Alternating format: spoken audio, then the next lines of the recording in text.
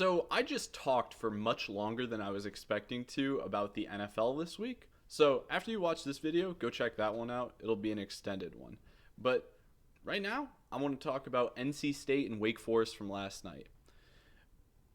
I think the important part to start with is looking back at the schedules so far to kind of get a frame of reference for each team, for how each team was expected to play going into this game.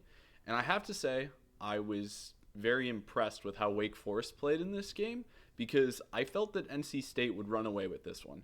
Wake Forest opened the season against Kennesaw State and won 10-9, and it really felt like Kennesaw State played a better game than Wake Forest.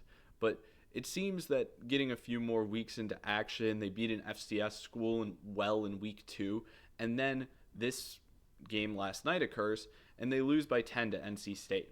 From the Wake side of things, I think you have to be pretty happy with how they've progressed. Their offense has actually showed an ability to hit some big plays, and they returned the opening kickoff for a touchdown, which I can't say, when I saw that was how the game opened, I was shocked because I was like, is this the same team a few weeks ago that I watched only score 10 points against Kennesaw State? And they opened with 7 points on the board 12 seconds into the game. That felt good.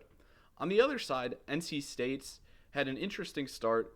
They started against East Carolina and they won 24-17, and it's like, you'd like to see a little bit larger margin of victory there. And then last week they play an in-conference, out-of-conference game against UVA, and they pull it out in the end 35-31.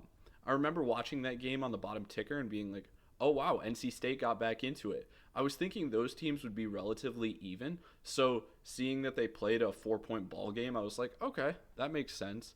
But it was a really good job by them to get back into that game. Then the game happens last night, and basically the other thing you can talk about here is, on the other end, is the fact that NC State gave up the big plays. It just seemed like they were obviously a unit that was more experienced, and you can tell that the coaching at NC State has been there longer. And I think that was pretty much the difference in this game. I don't know if the rosters were actually that different in a talent level, which was surprising because I would have really thought that NC State's roster was put together a lot better than Wake Forest. But the talent didn't seem that different.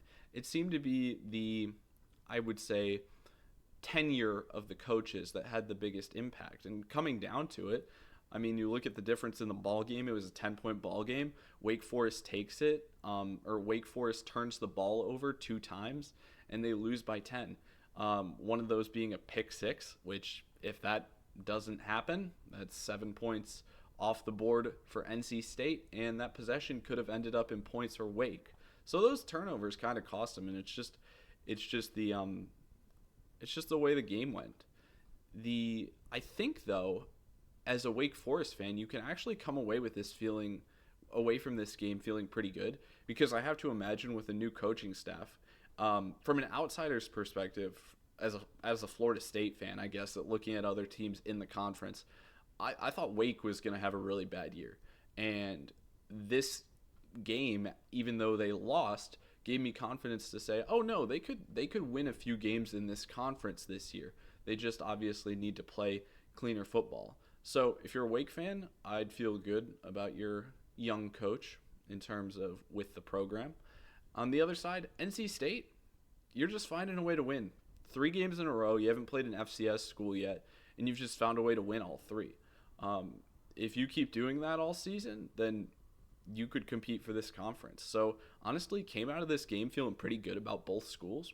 And beyond that, we'll talk about some of the other college football from last week and how it looks moving forward towards this weekend's game. The first thing I want to start with last week's games are looking at 2 California schools in UCLA and Stanford. UNLV beat UCLA 30-23, and it was late in the game when UCLA had a chance to come back, couldn't quite tie the game up or attempt to go for a win if they had gone for a 2-point conversion when they turned the ball over on their last possession. And BYU beat Stanford 27-3. I have to bring this up because looking at the remaining schedules for UCLA or Stanford, I think there's a decent possibility that one of these teams doesn't win a game this season. And as Power 5 programs, that's tough. UCLA's best chance is probably against Northwestern, and Stanford, on the other hand, has a few more options, but it's not looking great. Those programs are kind of seemingly in a deep state of turmoil right now, and I don't necessarily think with how things are going in the future and how things have gone with realignment and other things more so in the LA area, like the return of the NFL, I don't necessarily think these teams are set up for success in the future, but they're really bottom dwellers this year, and it's not looking good for either of them. On the other side of those games, though, UNLV, another good win. I talked about them a decent bit last week, so you can kind of get my thoughts on that if you want to go back to that. BYU, on the other hand, BYU's rolling. They're winning all their games by large margins, and it's going to be really interesting once they get into conference play to see where they are.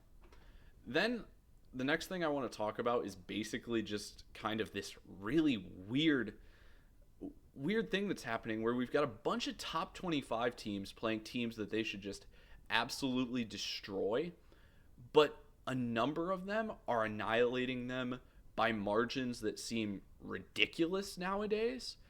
And on the other hand, there's other ones that are like completely playing with their food in different instances. So in terms of teams that really showed off in terms of they handled their business and they did a really good job, Alabama wins 73-0 over ULM.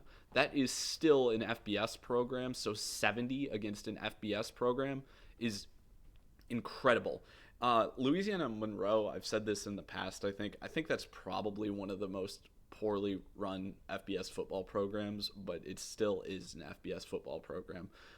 Florida State beats East Texas A&M 77-3. Nebraska beats Akron 68-0, and once again, Akron still an FBS school, and Nebraska almost gets to 70 points. And Nebraska's offense didn't impress me against Cincinnati, so the bigger takeaway from this may be that Akron may be one of the worst teams in the FBS this year. Utah beats Cal Poly 63-9, and with that, talking about Utah and BYU, they're both rolling right now. The Holy War looks to be really exciting this year if that trend continues. Ohio State 70, Grambling State 0. I feel like there's a number of things on social media about that game, so I'm not going to touch on it, but good win for the Buckeyes. Tennessee 72, East Tennessee State University 17. Another one, big win there. That's what you want to see. This is the one that's just crazy, though. I know Mike Gundy's probably going to be gone from Oklahoma State at the end of the season, but Oregon scoring 69 points against a Power 4 school, and Oklahoma State only putting up 3 is absolutely incredible. That's a pretty big confidence boost in terms of how good Oregon may be. With how they've looked, realistically, if I were making a poll or a power rating, they'd probably be number 1 in both for me either way. Minnesota beats Northwestern State 66-0.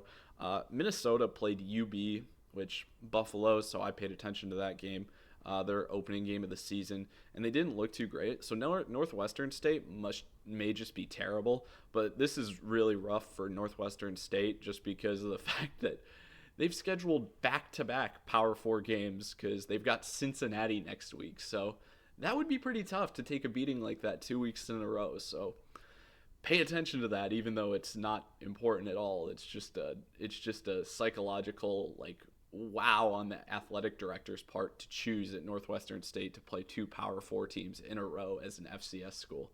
Texas Tech beats Kent State 62-14. Texas Tech, we've heard all about their recruiting this offseason and how solid their roster really should be. So it looks like they're delivering on that bill of goods right now. And Kent State's we'll see if they're any better than they were last year, because they were probably the worst school in FBS last year. Indiana 56, Kennesaw State 9. Considering I talked earlier about how Wake Forest only beat Kennesaw State 10-9, maybe thinking about Indiana in the past weeks, like Kurt Signetti, your roster looks way worse. Well, a 56-9 win against an FBS school is a pretty impressive way to say, okay, maybe that top 25 rating isn't overrating you. Maybe you guys are going to be one of the better teams in the Big Ten, upper quartile, let's say. Then we've got all the teams that played schools that they should have slaughtered and looked horrible doing it. I mean, frankly, that's just it. And a bunch of these teams are highly rated, if not really highly rated. That's the crazy part. LSU, a top 5 team, 23-7 over Louisiana Tech. Clemson, 27-16 over Troy. Georgia, 28-6 over Austin Peay. Then you've got a one here where it's kind of the opposite. The score for Texas A&M isn't bad. They put up 44, but Utah State put up 22 against them, which is like, okay, you're a top 25 team. What's up with your defense being that lackluster? You're an SEC team. Utah State should not be getting to 20 points in the game. Penn State beats FIU 34-0, but you would like to see that front-loaded. The starters come out, maybe get up 14-0, leading at least like 17-0 at halftime would be the expectation there. But only winning 10-0 at halftime is kind of the issue there for Penn State, and they're a top 5 team as well. Then Texas. I think Texas, honestly, I think the SEC, I don't want to say the SEC is down. I think the SEC is like completely inverted from where the rankings actually have all these teams. I still think Alabama's going to be good. I'm going to talk about Vanderbilt later. I think they're one of the better teams in the SEC. I think Missouri is one of the better teams in the SEC. And all these teams that are actually at the top of the rankings in the SEC are a mess. Texas beats San Jose State 38-7. And for all that we want Arch Manning to be, we really want him to be able to put up 40 points against San Jose State.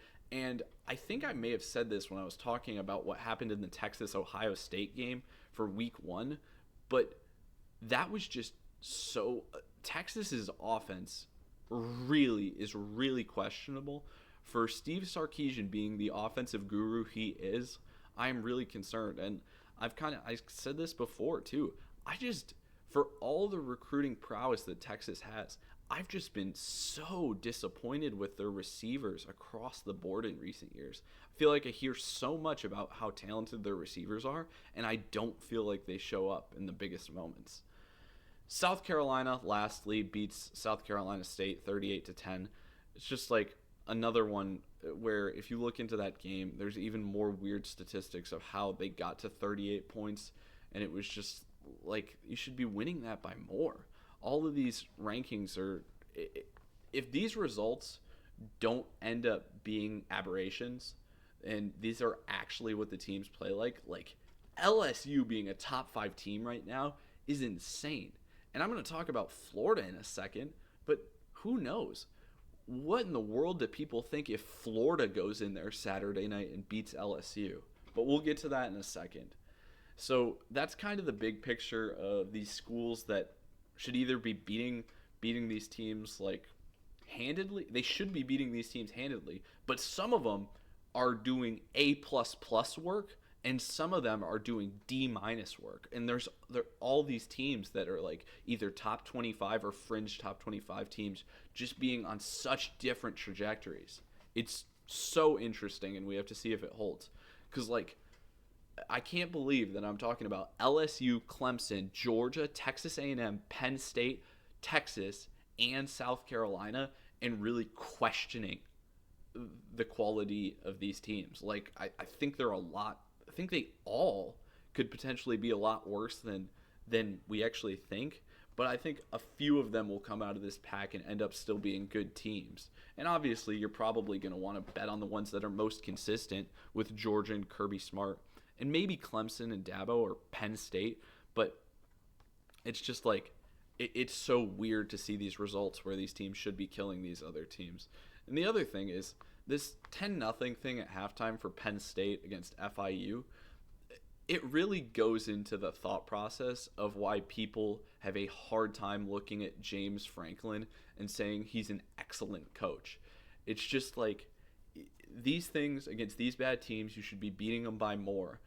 And on the other hand, there really hasn't been a big game where he's been able to come up big over expectation. He never, not once. Now, it's not like he underperforms. He wins the games he's supposed to and loses the games he's supposed to. But it's like, can you ever just reach up over so Penn State can actually compete for a national championship? Because they're right there. They're on the fringe a bunch. But is that acceptable at Penn State? That's the really tough question. Mississippi State wins over Arizona State 24-20. I actually wasn't surprised by the result of this game. The ending was really fun to watch, obviously. But I just want to tell everybody to pump the brakes here again, because I'm hearing way too many people reference last season, like Mississippi State was the worst team in the SEC and Arizona State was the best team in the Big 12. Well, last season doesn't matter. Arizona State, from what I saw, they're still probably an upper tier team in the Big 12, but they could end up being a middle of the road Big 12 team. And Mississippi State, on the other hand, I just talked about how the SEC has everything thrown all over the place in terms of actually understanding where teams should be ranked. They're probably just too low right now, because last year doesn't mean anything for this year with how much turnover there is in college football nowadays. Now I get to talk about what I'm so excited about. I talked last week in the college football video that I made about how I was really nervous for Kansas State potentially about to have the Florida State season of last year after going to Ireland, because Army lost to Tarleton State last week, and then Army went to Kansas State this past week and beat Kansas State in their building. Like I said, I'm so happy. I put that out there that could happen, and it actually did. But great to Army. Great job picking up from a tough loss. And really, I mean, it was a tough loss where you were right there. You missed some field goals and stuff.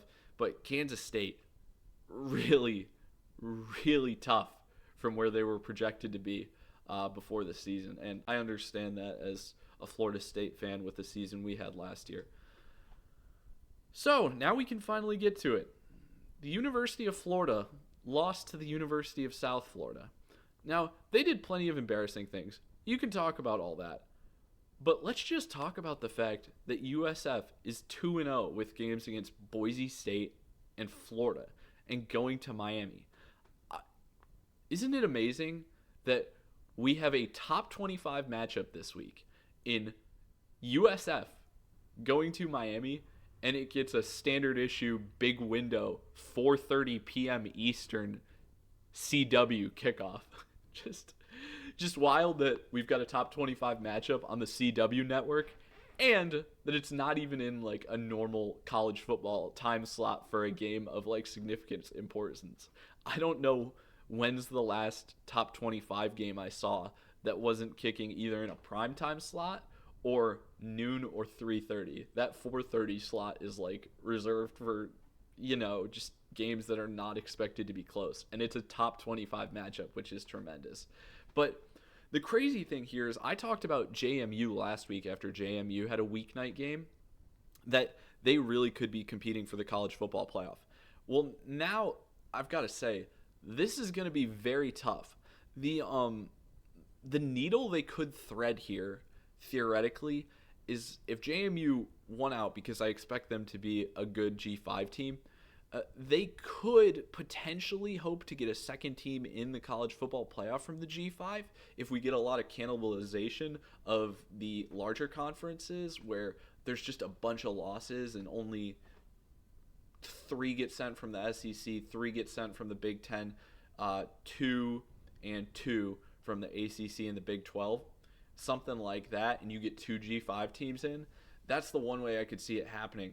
But USF with 2 wins in those 2 out-of-conference games already, and they still have the opportunity to play the game in Miami.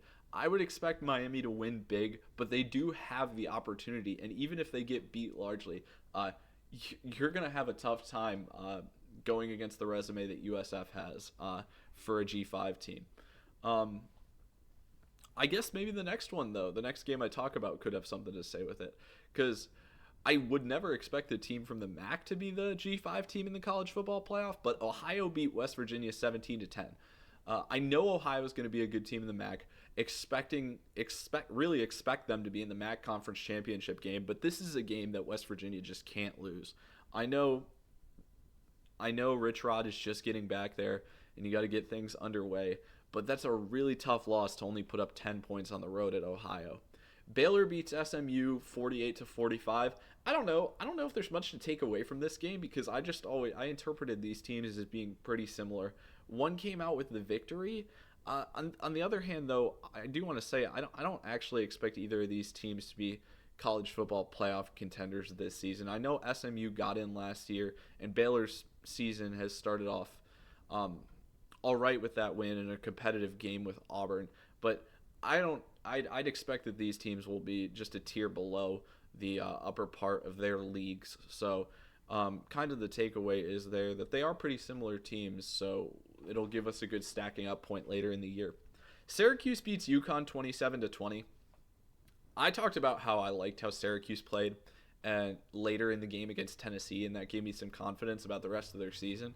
I didn't like that they repeated the slow start against UConn. I actually expect UConn to be a pretty decent team this year, but I thought the margin of victory should be a little bit better for Syracuse because they shouldn't have started so slowly. So we'll see how they advance for the ACC. We'll see how UConn goes too because they may end up having a pretty decent season as well. I just don't know their schedule very well because obviously they don't have too many set opponents and on a year in year out basis. Illinois beats Duke 45-19. Boy, oh boy, does Illinois look good. Duke doesn't seem to be a bad team, especially with the roster they put together this year. And Illinois, by the end of the game, just by the margin of victory, ends up handling Duke. That's a very, very impressive win. And now I legitimately see a path with how good this team looks to be a Big Ten title game contender. Oregon just looks ridiculous at this point. I don't know. Once again, not a terribly large sample size this early in the season, but Oregon looks to be ridiculous, so I'd be hesitant to say anybody's a favorite to win the Big Ten over them, but Illinois looks really good, and that's got to be exciting for Illini fans.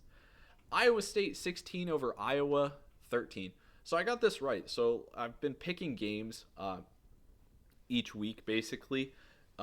Just one game a week for the college football season so far. And I'm 2-0 so far. But I think this week I'm actually going to up it to 3 games. So I just wanted to mention the game because of the fact that it was close. And I'm trying to pick games that actually could be a little bit up in the air. I don't just want to pick, Florida State to beat East Texas A&M on a week in, week out basis. Michigan State 42, Boston College 40. I think the reason that this is important is just because the end of the game was really exciting if you saw the end of the game, as well as just thinking about where Michigan State's headed.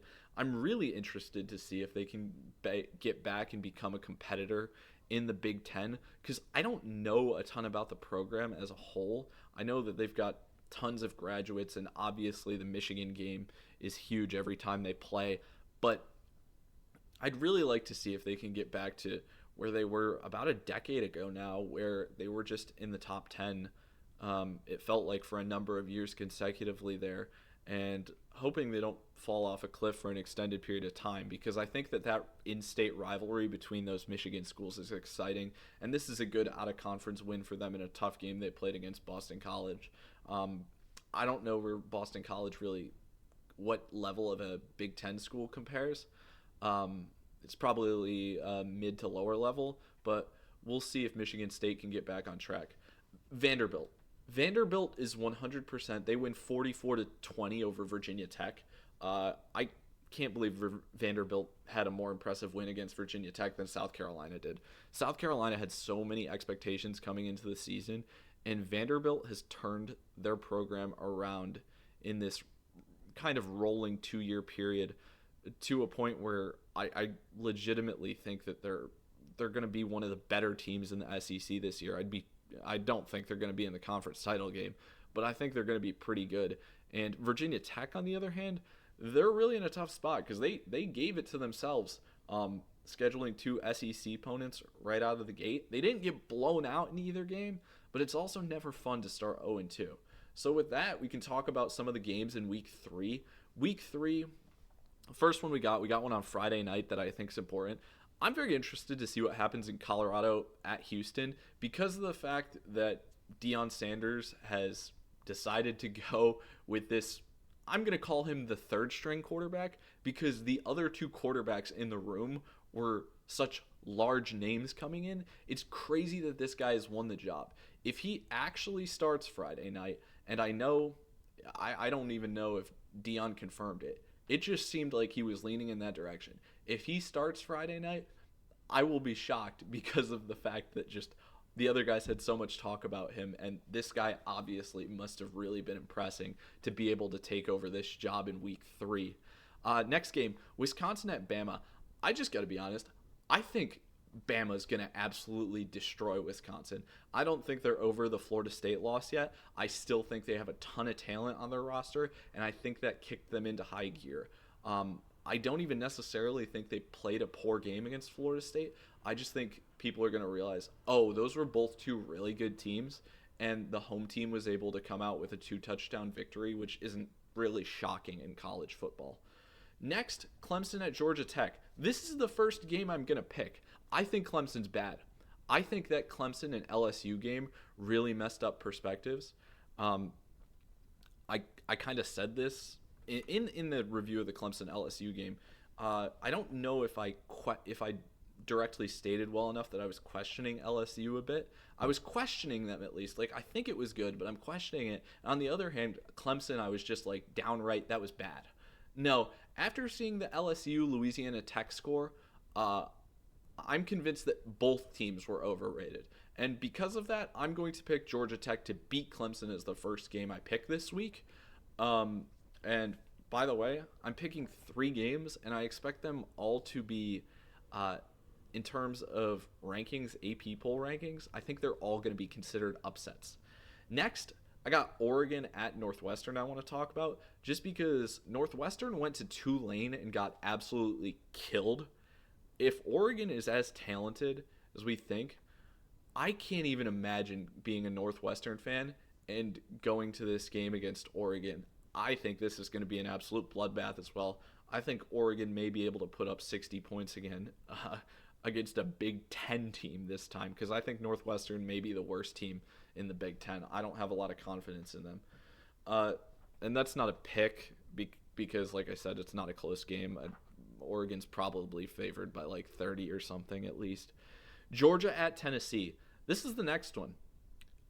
I've hated what I've seen from Georgia so far. I don't think they look good. I think Tennessee has looked tremendous in their first 2 games, and this is the second rankings-wise upset I'm going to pick. I think Tennessee wins, and I don't think I really need to explain much. Tennessee has looked good in their games. Georgia hasn't. I'm going to wait to see something different because hasn't looked good so far.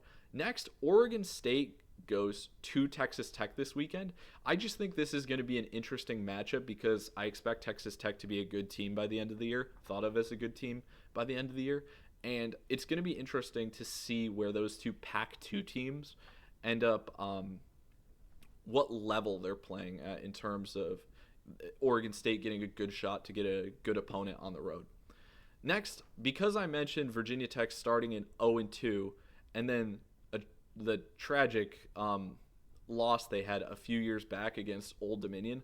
Old Dominion is at Virginia Tech this weekend, and things are going to get really hot in terms of the hot seat for coaches at Virginia Tech if I would say they don't handle this game against Old Dominion. I mean, if they lose, that's where I'm questioning things. I actually think Vanderbilt's going to be a pretty good team in the SEC. I still think South Carolina's going to be okay. I feel like they're going to be a more middle-of-the-road team. Could play up, could play a bit better than that.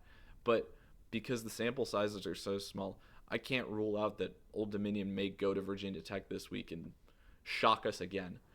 Texas A&M at Notre Dame. There's two ways I see this game going. Notre Dame wins by a ton, or if Notre Dame doesn't win by a ton in this game, then I will come to the conclusion that both these teams are not as good as we expect them to be. I really haven't liked what I've seen from Texas A&M, and I would expect Notre Dame to win in almost all circumstances, and I'm not counting that as a if Texas A&M wins this game, I think both teams are not as good as we may currently rank them. Then the last game I'm going to pick is Vanderbilt at South Carolina.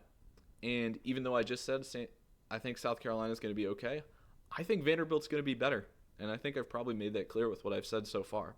So I'm going to take Vanderbilt to beat South Carolina. So I'm picking 3 upsets this week in terms of rankings. Georgia Tech, Tennessee, and Vandy. I'm 2-0 right now, so let's see. They're upsets, so maybe the goal shouldn't be to be 3-0, but that's really how I feel. I'd expect these teams to win. So maybe they go 2-1 in these games, or maybe I'm completely wrong and all of them lose. Last game to talk about for next week. Boston College is at Stanford. So this starts the fun thing that we've got going this year for when Stanford and Cal host late night games against East Coast teams. Boston College is playing at 10:30 Eastern at Stanford. This is fun. Florida State has a game like this at Stanford later in the year, and I'm really excited for it because I work at nighttime, so staying up late on my off days is easy for me. I'm happy to watch college football all day and then watch my team right at the end of the night after everything else is settled, and it's just fun to have those games where it's actual conference games at that point in the year, even though obviously we all know that Stanford and Cal being in the ACC doesn't make any sense. And then one last thing before I go. I just wanted to mention the high number of weird road game situations this week. Oklahoma goes to Temple this week. SMU goes to new FBS program, Missouri State, this week. Iowa State is traveling to Arkansas State. Utah is going to Wyoming. By the way, if you're a Wyoming season ticket holder, they do a great job with the out-of-conference games they get scheduled there every year somehow. And the last weird one, Minnesota, Big Ten team, is going to Cal, ACC team. So we'll see how all those go. And finally, if you're a recruit and you ain't going to Florida State, what you doing? So, if you enjoyed the video, thanks for watching. 2020 president candidate.